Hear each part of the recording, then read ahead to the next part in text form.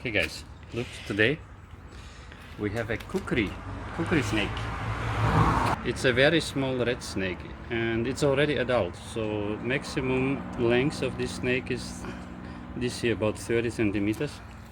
Very beautiful colors here and harmless, of course, not venomous.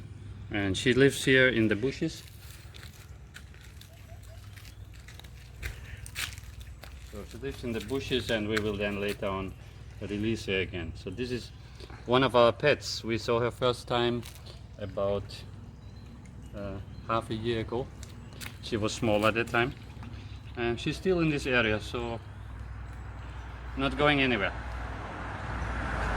Very beautiful small snake. Of course, like those ones which are not venomous, like these ones. So you can play with her, no problem.